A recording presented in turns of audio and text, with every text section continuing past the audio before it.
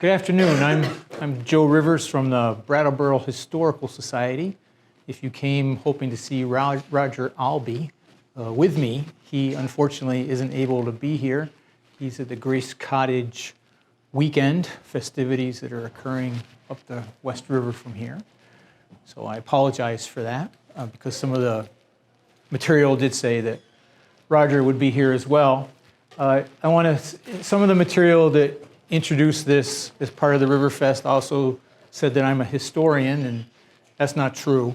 I'm a social studies teacher, and I like local history, but I'm not somebody who's done all the work that a professional historian does in order to be able to tell stories. I'm someone who researches for the fun of it and then shares the information. And so today I'm going to tell you some stories. But there's more than one way to tell a story, and more than one thing can be true about something. And so you may have other versions of what you see, but the idea is that this talk is going to be about a little over 350 years of Connecticut River history in this region, and try to do it in about 45 minutes, and we'll see how that goes. So some of the topics that I'll be covering: commerce, recreation, food, government, transportation, energy, ecosystems, pollution, and culture. So all those things, what happens is that most people have good intentions. And so they're often doing things because they think it's going to be good for themselves and maybe for those they care about. What happens, though, is that those interests bump into each other and they cause conflict, and often there are unintended consequences as a result. And so some of those things will come up during this presentation. The mouth of the Connecticut River is here. Adrian Block in 1611 was a Dutch colonizer, and he sailed into the Connecticut River and met the Pequots there and found that they had wampum. They had really cool ocean shells that were considered very valuable by the indigenous population throughout this region. Thank you for fixing that. I'm not going to try to press any more buttons. And so what happened was Block figured out that he could trade with the Mohawks up here by going up the Hudson River, and the Mohawks had all kinds of fur.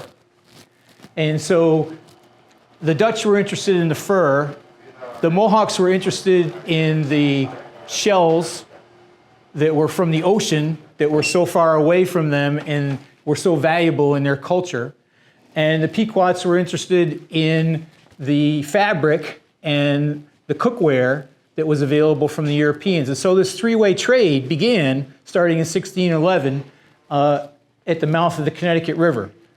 And that began benefiting everybody. But then greed jumped in and competition began. The Mohawks wanted to cut out the middleman. They all did. And so conflict resulted. And so starting as long ago as 1611, there were issues between peoples. Documentation of that goes to a book from 1857 that was published and shows you over on the right-hand side the rock carvings that can be found at the West River as it meets with the Connecticut River, a little north of here. Indigenous carvings, and then you see more indigenous carvings, illustrations of those from Bellows Falls. And so the documentation of indigenous folks in this region goes back to the earliest publications of books that were happening here. And something that's really helpful and has been very influential as far as researching indigenous folks in this region is the book In the Maelstrom of Change. And that book was published. Peter Thomas is the author and the archaeologist who lives in Deerfield now, and he's done a lot of research in this area and was involved in archaeological digs in the region to document the history of the indigenous in the space. The region that this is a picture from last week, that's the Vernon Dam. Raise your hand if you're familiar with the Vernon Dam. Okay, so most folks are from around here. And so this is an image of the Vernon Dam as you're looking south.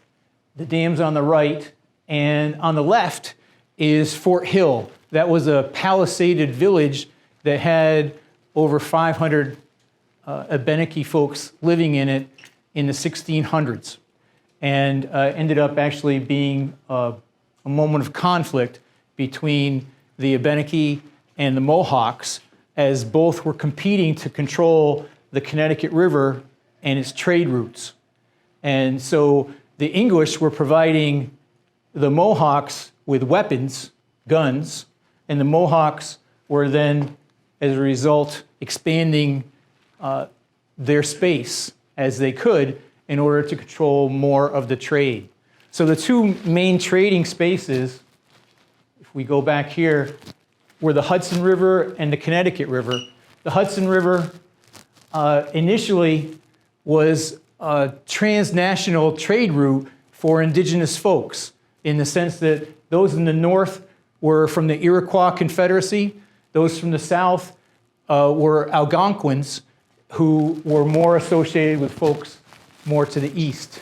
And so they had agreements to be able to trade up and down the river in order to gather information, gather goods and supplies as far south as Georgia and as far west as the Great Lakes. So they were pulling things in from all regions of North America, as were the folks who lived along the Connecticut River. But these folks were all from the Algonquin culture, had a similar language, similar background, similar stories of origin. And so their trade, again, was considered transnational, in that each region had its own place and its own mini culture. But it was sort of like us talking to Canada. There's a lot of things that are in common between us, even though there's some separation as well. Annette Spaulding, have any of you, raise your hand if you've met Annette Spaulding? Annette is someone who's been diving along the Whetstone and the Bellows Fall, up in Bellows Falls and along the Connecticut River for 25 or 30 years now. And she has uncovered the rock carvings that are now underwater as a result of the Vernon Dam. Those carvings are in the Whetstone, or excuse me, in the West River. And so she's continuing to do research on her own, and now, because of the publicity, working with others. And she's just received a grant to continue to work in the Bellows Falls region for the next year, working on the petroglyphs in that area. So these stories continue to today. King Philip's War, remember that from junior high? Maybe, maybe not. Well, it was the thing here in this region in the 1670s. And what was going on was that the folks who lived in the southern part of New England, the indigenous folks, they had been pretty well devastated by the 1670s by the encroachment of the English colonizers as they moved up the river systems. And so this was, in many ways, their last organized effort. King Philip's War, or Metacom's War, was their last effort at trying to push the English out of what the English were calling New England.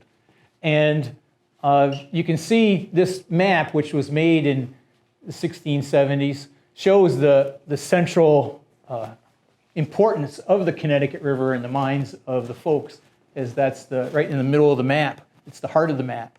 And so that trade route was considered very important.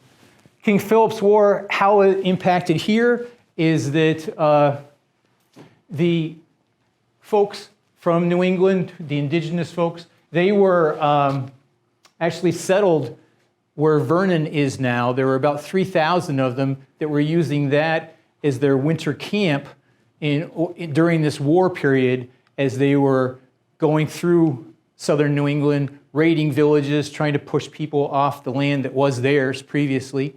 And then they would come back here to Vernon. They were growing crops along the Connecticut River and had been growing crops for hundreds of years at that point. And so it established a pretty good food source and supply. And that was taking place, and they were hiding out here. And it didn't really work out long run for the indigenous folks, in that the English were able to incorporate many of the indigenous folks who were living in this region and use them as a way to help defeat the Algonquin groups that were living along the Connecticut River. Story is it sort of shows you the contrast of cultures.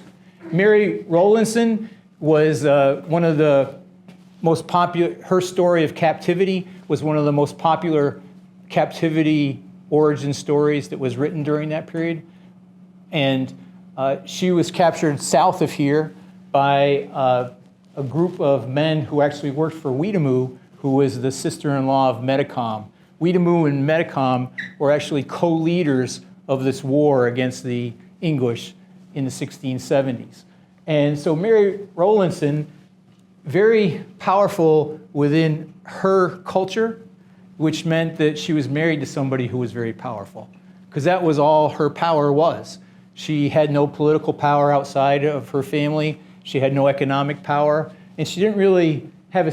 So she lived with Weetamoo for weeks as she was captured and then brought through Brattleboro and taken north into Canada. And she, in her captivity narrative, tries to describe Weetamoo. And you can, as you read it, you can get a sense that she just doesn't understand how women could have a place of power, and doesn't know how to describe that in her book. And so as you read through the captivity narrative, you can see her trying to explain her relationship with Weetamoo, who she sees giving orders to all these men to do all this work. And she's obviously a person of power within their culture, and she can't really match that up because that wasn't what was happening in her life. So King Philip's War ends with Metacom and Weetamoo both dying during the war in 1676, and the southern indigenous folks really never were able to gather together again in order to try to push out the English as they continued to move up the river systems and gain more control. Here in Brattleboro, what that meant was in 1724, Massachusetts built a fort about a mile south of here on the Connecticut River. And they named it after the lieutenant governor of the Massachusetts colony, and his last name was Dummer, and so that's where that comes from. And the fort was built mostly as a protection so that the Abenaki, who were led by a man named Greylock, you've maybe heard of Greylock Mountain, and you drive around in this region and you see there's a Greylock High School in some place, and there's things that are named after him. He was an indigenous person from the Springfield, Massachusetts area, and when he was pushed north, he joined the Abenaki from this region, and together they led raiding parties trying to continue to disrupt the English push up the Connecticut River Valley. This fort was an effort to try to stop that. It was a direct result of Greylock's raids.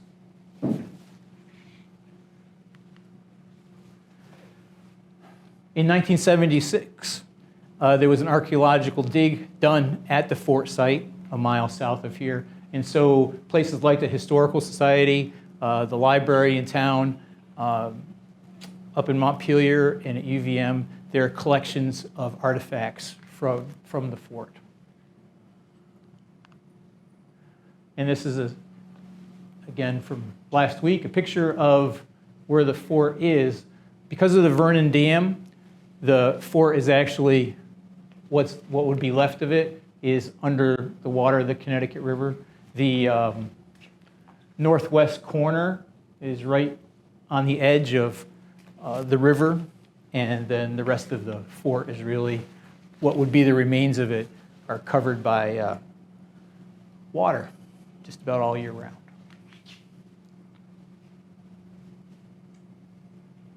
As time goes on, the river continued to be important, but the importance now became as a transportation source for commerce up and down the river.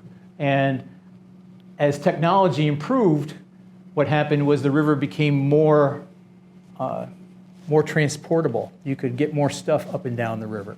And so in 1795, the South Hadley Canal was built, and then 1798, Turner's Falls also had a canal built, and that meant that goods could be transported by flatboat up from Hartford, Connecticut, all the way here to Brattleboro. And what that meant was that transportation costs could be cut by 3/4. So it cost way less to transport goods up and down the river by boat than it did by wagon, because of the condition of the roads, which were very poor at the time, and wagons were being pulled by oxen and horse. And so whoever could control the flatboats could control commerce and trade. In Brattleboro, the person who did that more than anybody else was this fella, John Holbrook, and he and Deacon Holbrook House at the top of Main Street, if you're familiar with that, was his third home that he built here. He had 2 others as well as time went on.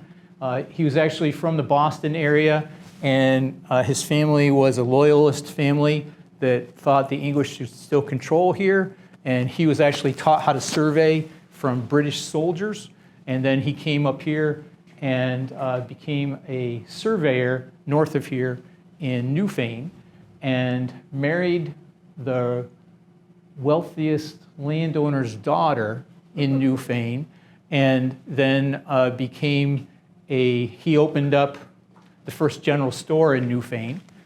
And at that point, the way he was getting goods was he was actually loading horses, pack horses, and rudimentary wagons, and going up and down from Newfane to Greenfield.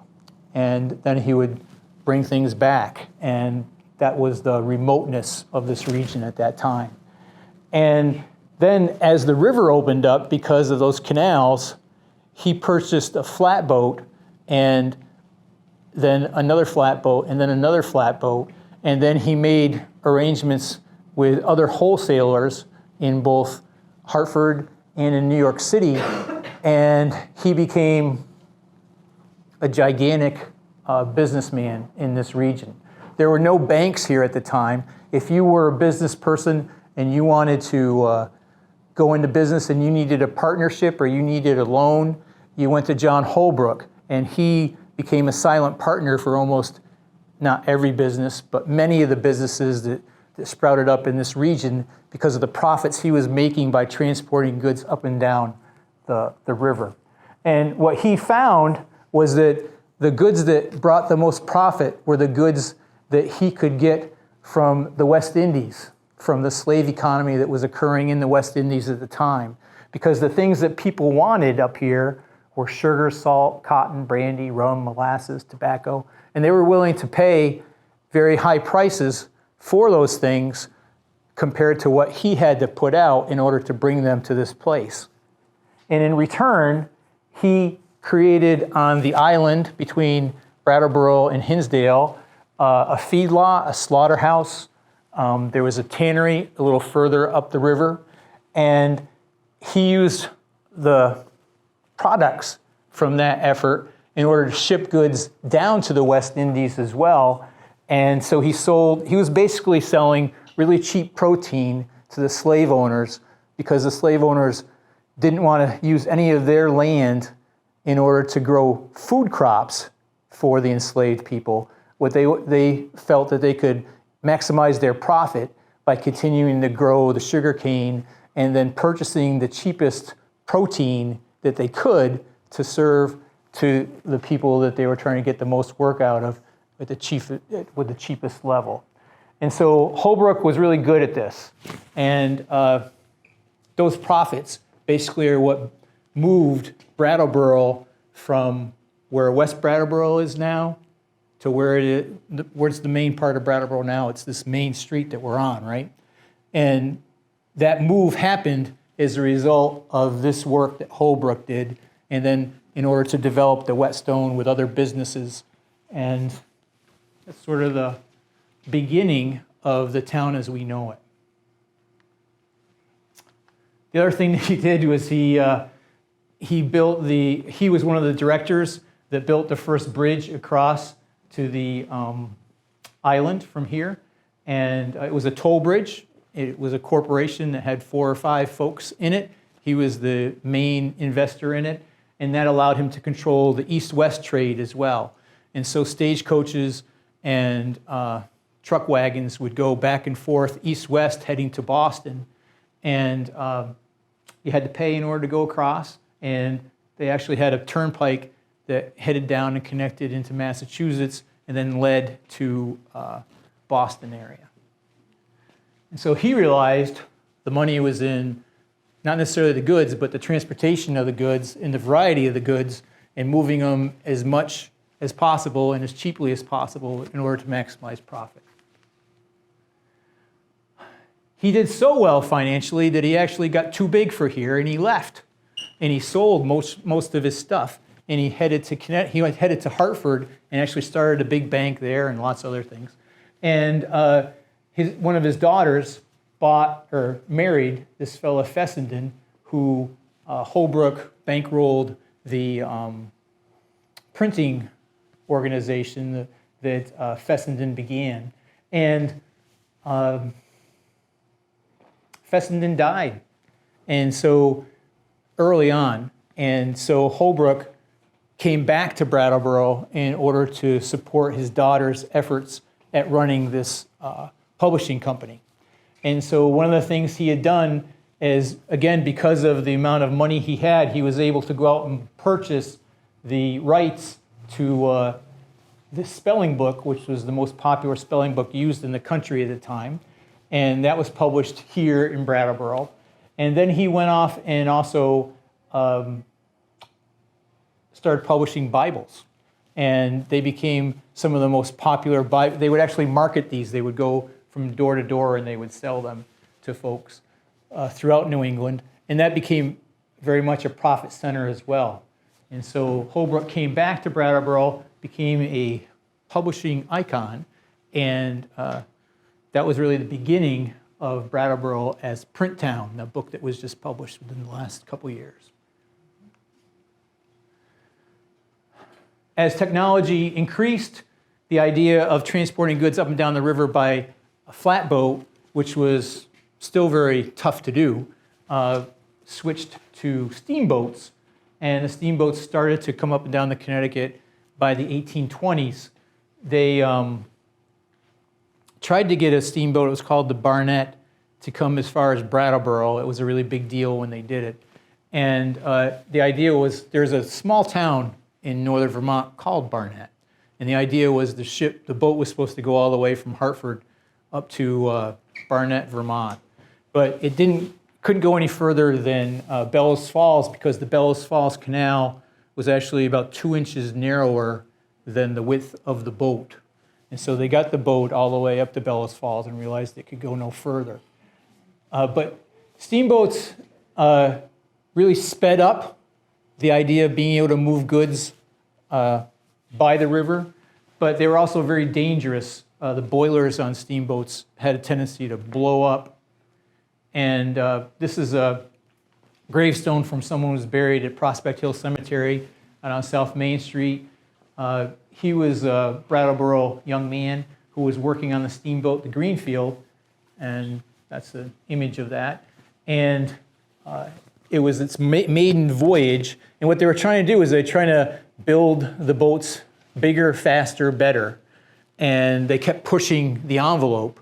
And this was an example of going too far too fast, and the steamboat was run at too high a pressure, and there was an explosion, and the people that were on the ship were killed. And that happened pretty frequently. Steamboat trade evolved over time. In the beginning, they were trying to just use the steamboats like they were using flatboats, where you load up as many goods on the steamboat as you can, and then you push it as fast as you can up the river. But then they realized another way to do it would be to actually make steam tugboats, and that's what they evolved to, where they would actually make a steamboat that was designed a little wider and a little tougher. And the idea was it could pull 4 to 5 flatboats behind it and bring those goods up the river in that fashion. And that's the way things were going in this part of the country from the 1820s to the 1850s. And then in 1849, the railroad arrives here in Brattleboro, and where the tracks are right along the river, right? And so what that did, the unloading and loading area, you know where Arch Street is in Brattleboro? Right off here on Main Street. There's this little road that goes down to nothing right now, and you wonder what, it's one of the oldest roads in the town, and it's because it was the original place where those flatboats would load and unload when it was back in Holbrook's day in 1800.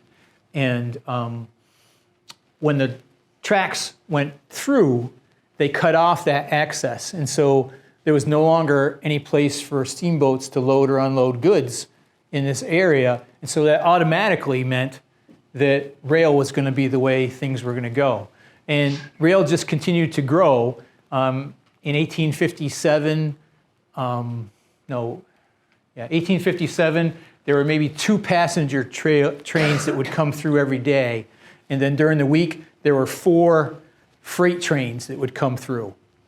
But in 10 more years, that had just increased to the point where they were running 12 passenger trains through, and then they were doing like 6 a day for freight trains. So it went from 4 a week to 6 a day as they were moving goods.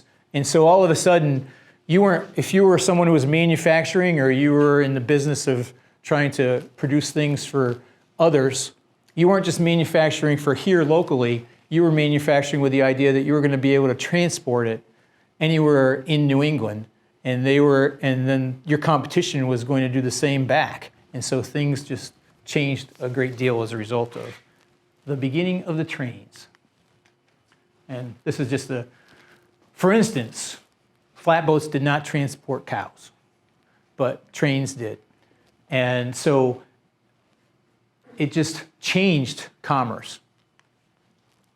Another thing that started to happen along the river that goes into this idea of competing interests was log runs. They began in the 1840s, but it wasn't until the late 1860s that they got gigantic. And gigantic means that they would start in late March and they would end in September, and they would be shipping logs, they would be floating logs down the Connecticut River, and the Connecticut River would be blocked from just about anything else during that time.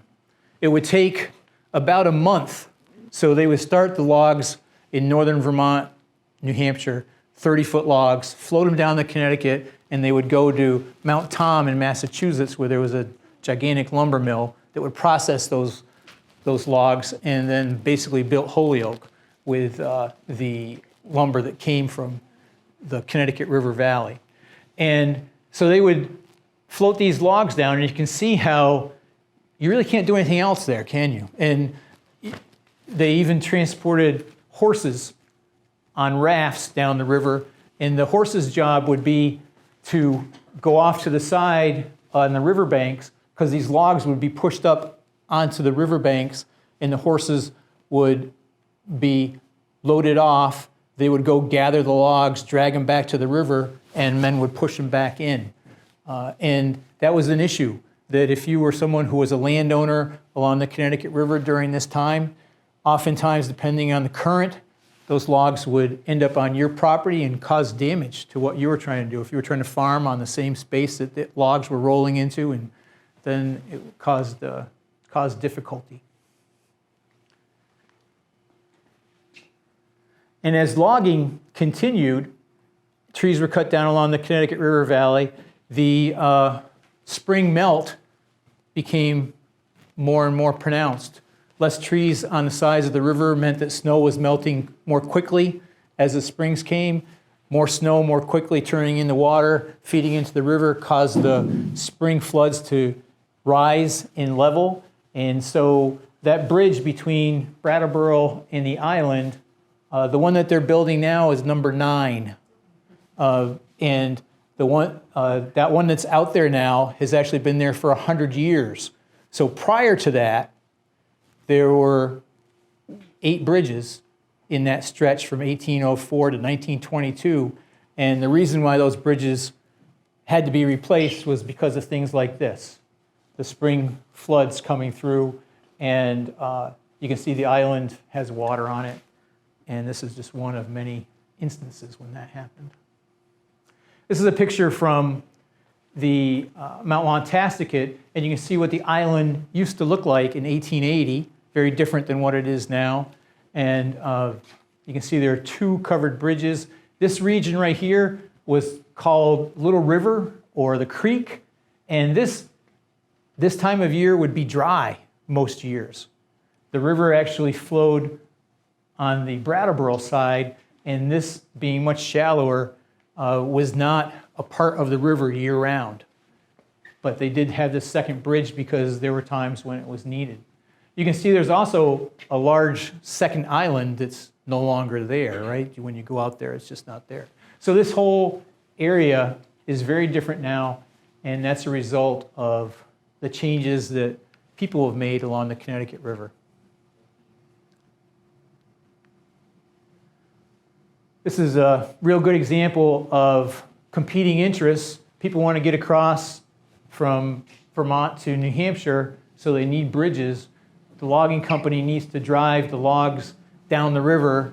This was a bottleneck almost every year. They would send men out, and they would be expected to walk across these logs and figure out the puzzle in order to dislodge them and get them going again. And if that didn't work, they would put people out with dynamite, and they would use dynamite to try to blast through whatever the log jam was. That's where the phrase comes from, I think, stuff like this. And you can see it was a problem here. And again, you can see the second island just south. And the Whetstone restaurant is this building right here. There's some men out there trying to sort it out themselves. So competing interests. At the same time these log drives were going through in the early 1900s, Brattleboro itself was really looking to the river to be a place of recreation and entertainment. And so there were a few boat launches on the island, and they wanted to be able to use the river as well. And so Hayes Bigelow, a local man, actually took the Connecticut Valley Lumber Company to court and won a court case in 1915, which was one of the impetus, one of the reasons why the log drives ended in 1915. Other things were also factors.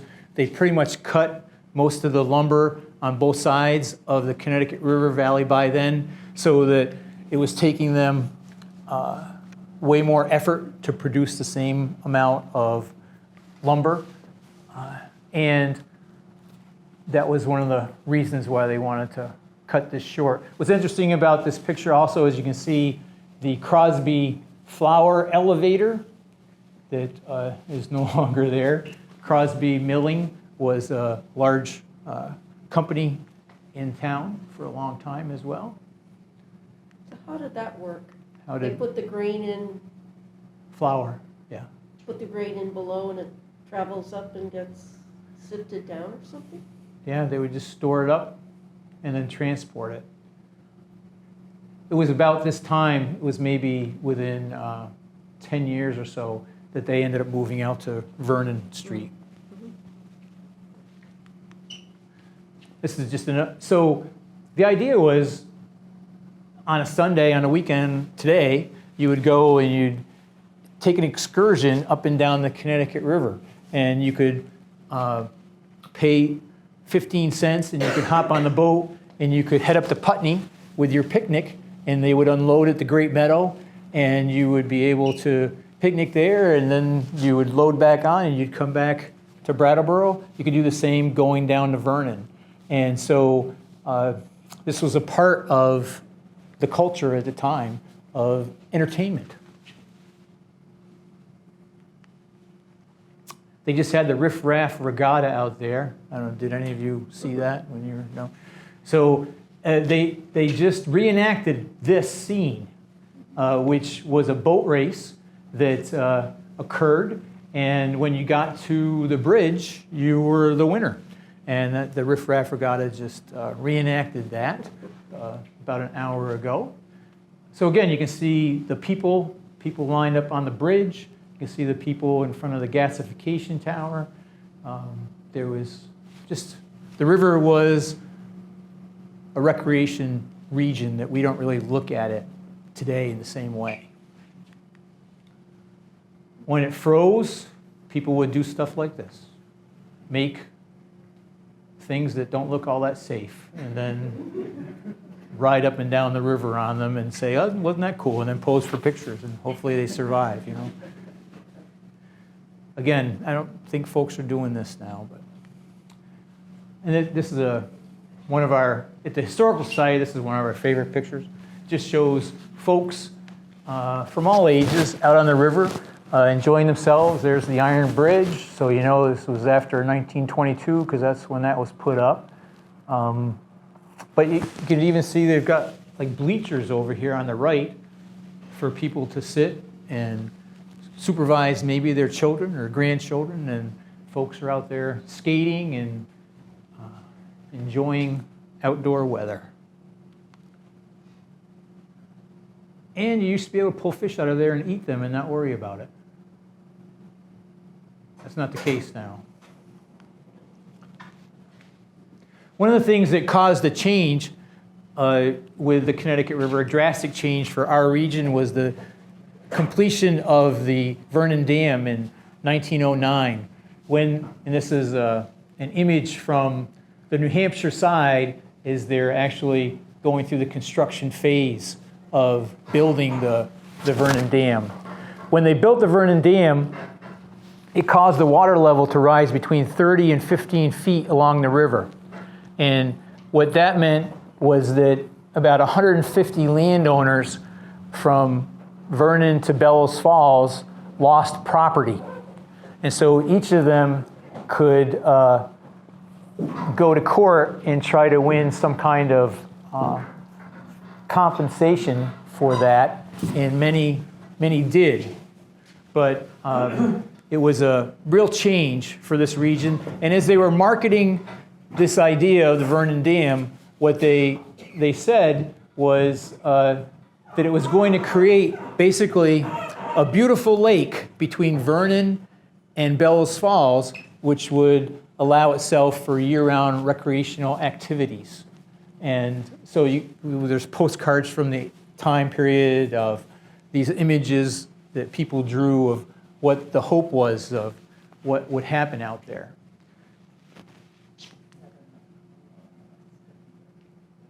Another image of the construction of the Vernon Dam. And I already mentioned the farmland.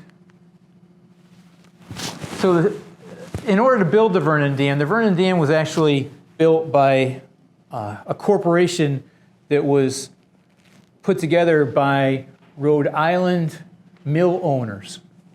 And the technology had improved to the point where electricity could be transported over lines for long distances, and turbines had been improved to the point where dams could function and generate that electricity. And so it took about 5 years for this corporation to have Massachusetts, New Hampshire, and Vermont legislatures to all agree that this was a good idea. And they did that. They lobbied hard enough so that the dam could be built. And the electricity that was generated from it, most of it, the vast majority of it, never came to Vermont, still doesn't. It goes south, and it goes to Massachusetts. And so the Rhode Island Corporation built the dam between New Hampshire and Vermont, transports the electricity to Massachusetts, and we have experienced the change in our natural environment as a result of it. And so the three things that the state of Vermont said could not happen if the dam was going to be built.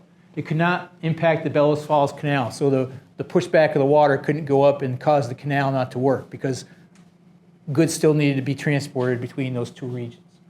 It could not impact the retreat's farm or sewer. The retreat was dumping its sewage directly into the West River, and if the water backed up too much, it would cause the sewage to be pushed back up into the retreat property, and that was not going to be allowed either, according to the state of Vermont, and also could not impact the railroad operation. And so this is an image along the road that heads along the West River as you're heading out of town, Route 30, I believe. And then this was the retreat meadows. You've heard the phrase retreat meadows, and then when you look out there, you see a bunch of water, right? Well, this is what it looked like before the dam.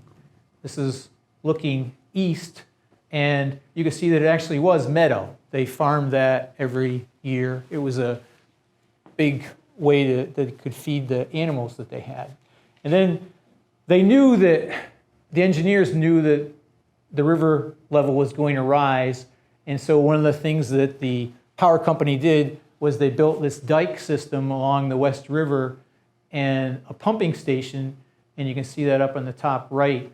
And the idea was that the dike would stop the water from going into the meadow, and the pumping station, if there were any problems, would be able to pump the water out very quickly. That failed right away. It just didn't work. The water level that was created by the Vernon Dam ended up being way higher than what the engineers said it was going to be. And so the retreat entered into litigation with the power company that went on for years. Part of the settlement was that the retreat got a great electricity deal for a long, long time. They paid very little for their electric power. And so in the middle of the Vernon Dam being built in 1909, some businessmen in Brattleboro decided it would be a good idea to build something on the island and for entertainment. Because again, the river was perceived as this place where people would go to have fun. And so Island Park was built. Two businessmen from Brattleboro made the investments. The island had a horrible reputation for the last 50 years before that. It had been a place that had a couple breweries on it during times when Vermont and New Hampshire were supposed to be dry states. It had a house of ill repute, and it had gambling going on. And so the railroad company really wanted this place to get cleaned up because passengers would get off the train, they'd walk across the tracks, head over here to the brewery and the gambling and all, and then come back not in a great condition. And the train company was actually worried, and there were instances when people were hit by trains and they were not, or falling asleep on the tracks or near the tracks and having, there were issues. So there's a lot of pressure to change this space. And so it ended up going to the Supreme Courts of Vermont and New Hampshire, lawsuits, and the breweries were eventually shut down. This became a place that was advertised as clean amusement. And you can see they tried to compensate for the idea that they knew there was going to be flooding. And so they built this grandstand in this pavilion with an understanding that they were building it 10 feet higher than the highest flood waters that had been recorded. And so they thought they were protecting themselves long-term with their investment. But the floods just continued to be devastating as time went on. So this is the backside of the grandstand. You can see events like sports took place on the island. This became a very, again, popular thing for folks to do. People would travel as far away as Boston area to come up here on trains to visit Island Park and to see the different amusements that were taking place there. The local high school teams played there. That's where their athletic fields were during that time period. The coach up there in the top right is Stolte, the fellow that the sports complex in BUHS is now named after. Other things happened there as well. Circuses. You can see, again, how big the island was. There's nothing there. All this, there's nothing. The island now is right, this is it right here. So all that is gone.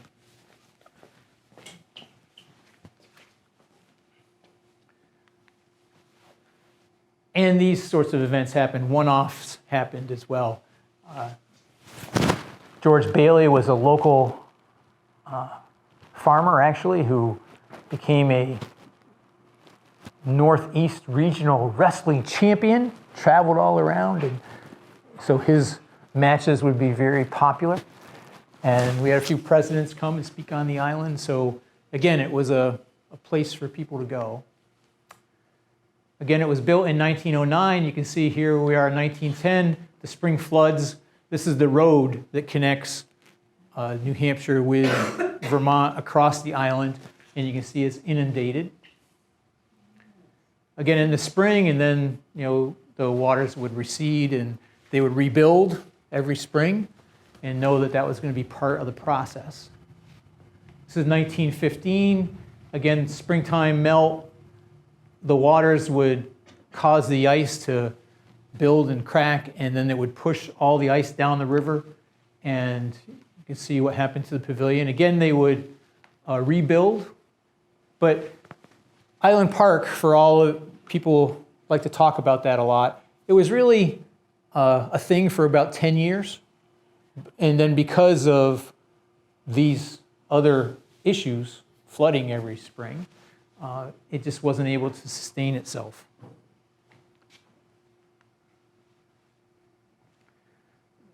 This is 1920 was a tough year for the bridge between the island and Brattleboro.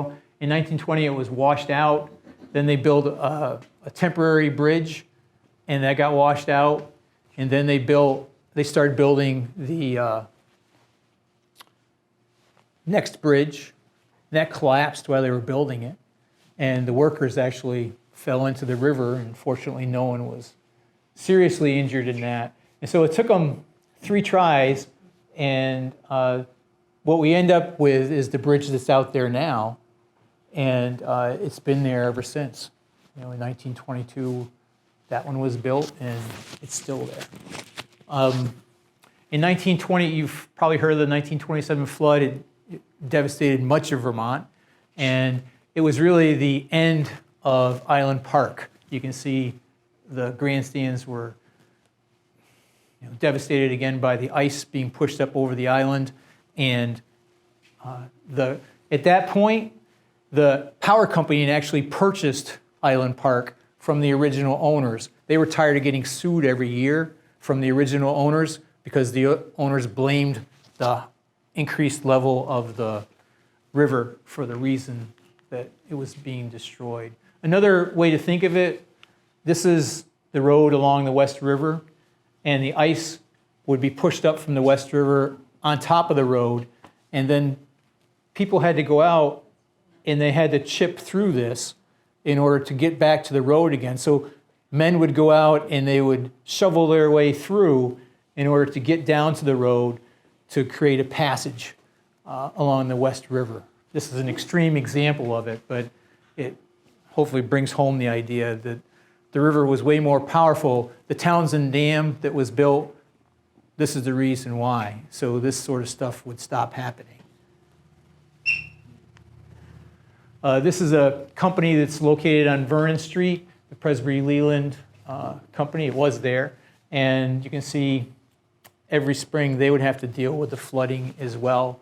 And so corporations along the river struggled with this flooding. The biggest flood that happened here was in '36. There was a bridge, a suspension bridge between Chesterfield and Brattleboro. And you can see this is the level of the water at that time, and the bridge was completely washed out and then replaced. This bridge was built in the 1880s, and it was needing to be replaced anyway, but the river just took it out.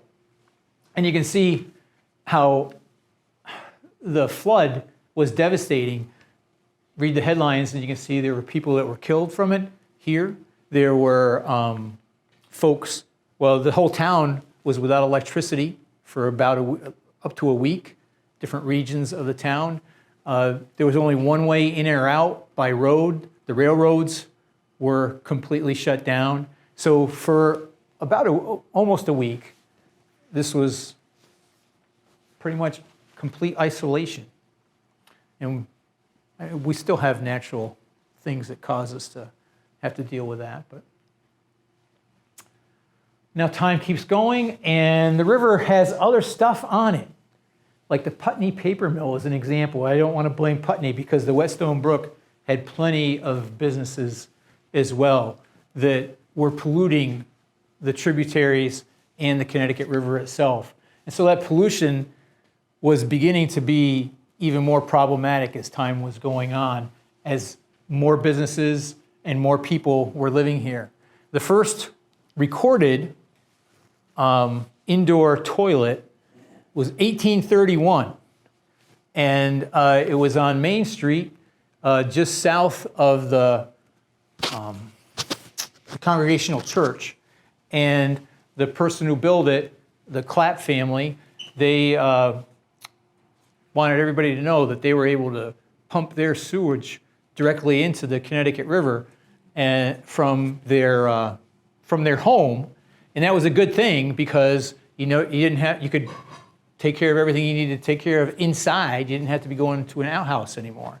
And so, starting as early as 1831, that was happening everywhere here. Any brook, any stream, pipes were running to those from houses that were being built, and there was no sewer system in Brattleboro. And so that made the West River and the Whetstone Brook and the Connecticut River less a place that you'd want to hang out in. About 100 years ago, there was a swimming bathing place that was organized by the town of Brattleboro, and it was located on the island between Brattleboro and Hinsdale, right on the north end of it. And that fellow that we saw before, Coach Stolte, he was the swim coach, the swim teacher, the lifeguard that was hired during the summer months to patrol that and to keep it safe. And they had to shut it down after a few years because of the amount of pollution that was coming out of the Whetstone and pushing across the river and impacting the north end of the island. And at the same time, the island was continuing to erode, and so because of the high flood conditions every spring, and so they couldn't afford to keep that bathing, swimming area, and they had to, again, close it down. They turned around and went to the West River, and the West River became problematic as well. That's close to where the retreat was dumping their stuff into the river. And so they had to set up a chlorination pump above the swimming area. And so you see that bush way up there at the top of the picture. Beyond that, there was a pumping station that would pump chlorine into the river, and it would wash its way through this bathing area. and they would test this, and that's where everybody went swimming from Brattleboro in the late 1940s and up to the 1950s. And it was this situation which really was the impetus for Living Memorial Park, because the town really wanted to create a swimming pool.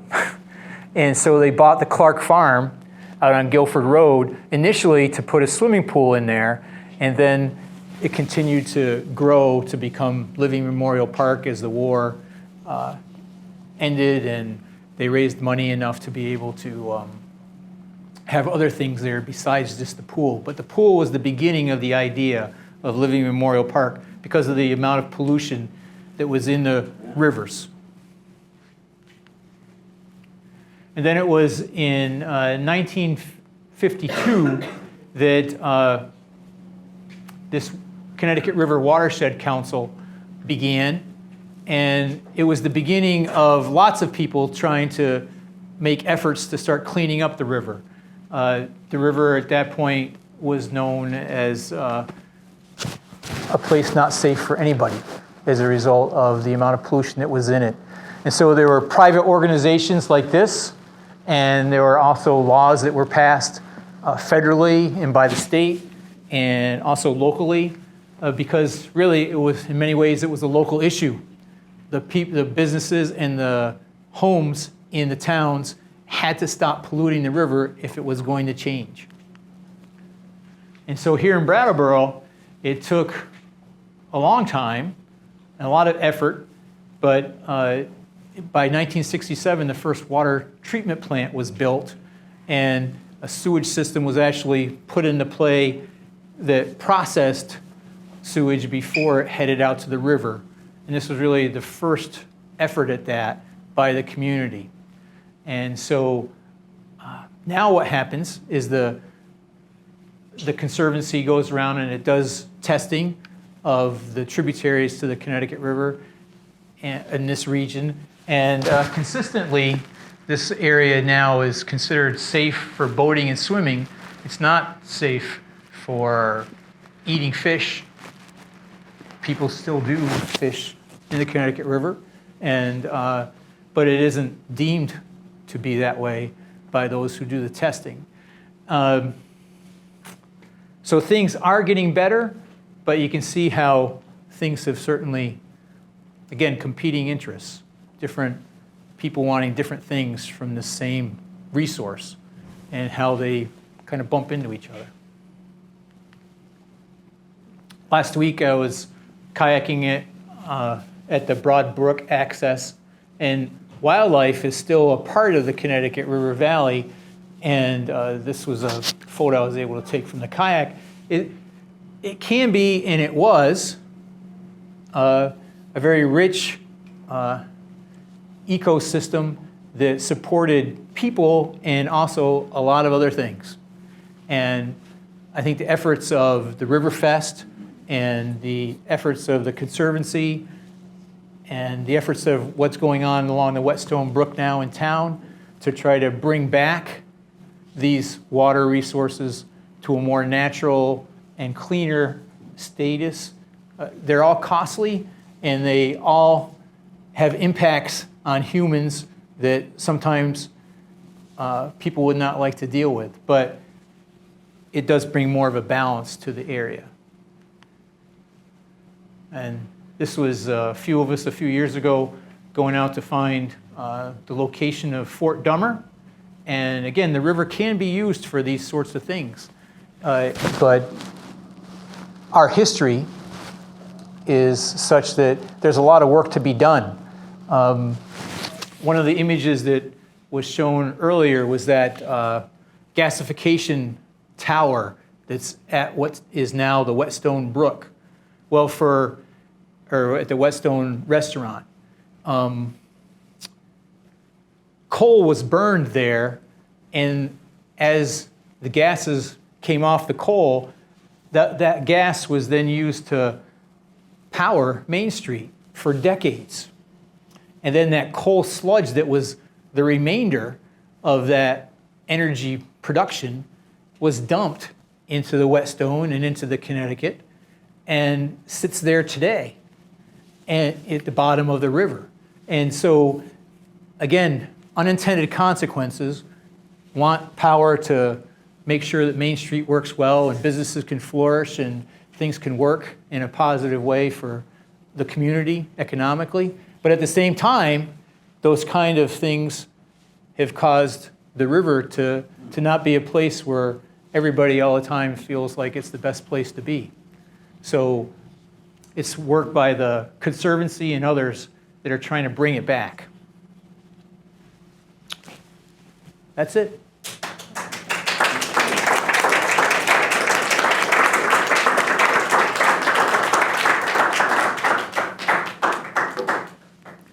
So, questions? Yeah. So did the Vernon Dam not cover up any rapids or waterfalls like some of the other dams around it, and boats didn't have to? There was no canal. There's no canal. Where the Vernon Dam was built actually was a rapids before. It was built on rapids, Right. so it took out those rapids as the water level How did the went up. boats travel? You said they came all the way up to Brattleboro. Before the dam. Yeah. I thought- Yeah, so the flatboats would, actually, when they'd get to that area, there were rivermen who were hired to actually hook rope onto those boats to pull them through that region of the rapids that they wouldn't be able to navigate on their own. And so oxen were hooked up with men, and they made their living by being the rivermen along the side there in Vernon, who got the boats through places. Vernon was one place. Actually, right here was another place where the Whetstone Brook pours into the Connecticut. That's sort of a bottleneck, or it was more of a bottleneck then, and the current was more of a challenge than it is today. And so that was another place where rivermen knew that they could earn a living. And so they would camp. They would set up little camps at these places, and they would live there, and that was their work, to make sure the flatboats could get through. And then just a follow-up. Yeah. Do you think or suspect or know that before just this huge wholesale change of the landscape through deforestation and stuff, maybe there weren't devastating floods because the ecology could handle, rain better? Or is that just a guess? I mean, because I know you showed one account of a disastrous flood, and you said the reason that was to a large part a result of the deforestation, but Yeah. maybe they didn't really happen so much. Well, they didn't happen so much, and the evidence for that is the farmland that was along the Connecticut River that was cultivated by the indigenous folks for hundreds of years. And there's archaeological evidence of that there's corn that was planted in Springfield, Vermont, that's 400 years old, and 400 years before Europeans showed up. And so that land along the Connecticut River was cultivated. And so if it was cultivated that often and that frequently and relied upon by the indigenous folks, it probably didn't have the same amount of flooding occurring, because it just wouldn't make sense to farm there then, right? Yeah. What was going on in the round building on the Brattleboro end of the bridge? That was the gasification plant. That was where they burned coal, and then they stored the gas there, and then they piped the gas up along the Main Street. And so the businesses and the apartments along Main Street were heated and used that as a power source. Round? Pardon? Why was it round? Why was it round? It took different images. There are different images that we have of it, and it seems like it was always round. And I think it was because it was expandable, and so it would actually go up and down as they burned more gas. It would expand, and the roof would go up, and then it would come back down as they distributed that gas through the town. And so it was a design that worked for that. It didn't have edges to it. It was a rounded thing that could go up and down more easily. Joe, I'm sorry to call time, but Yeah, John. we have another event coming in here Sure. shortly. Thank you, Sorry John. to bring this to a close. Thank you very much. You're welcome. Thank you.